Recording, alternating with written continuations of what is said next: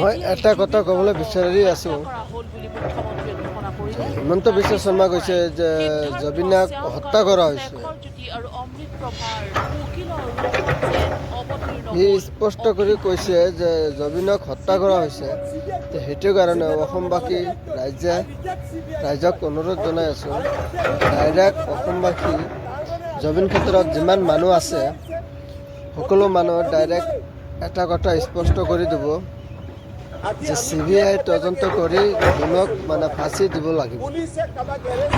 ফাঁচিটো হ'ব লাগিব, সিহঁতক CBI দি পেলাই ফাঁচি দিব লাগিব। এইটো কথা ৰাইজে ভিডিঅ'টো শ্বেয়াৰ কৰি দিব যে CID তদন্ত লাগিব আৰু সিহঁতৰ মোক ফাঁচি লাগিব।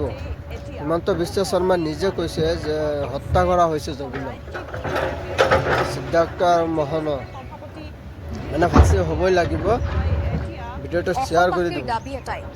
এইটোৱে কথা হিমন্ত বিশ্ব শৰ্মা কৈছে হত্যা কৰা হৈছে। নমস্কাৰ।